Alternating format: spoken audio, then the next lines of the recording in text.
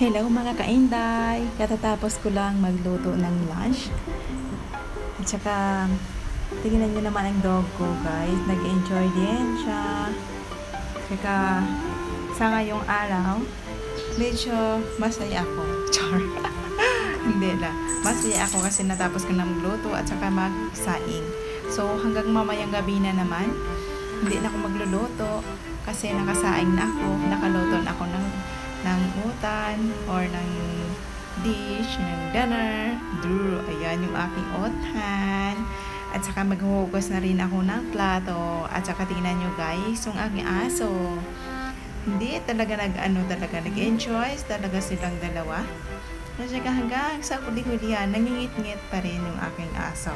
So, hanggang sa muli guys. Paalam!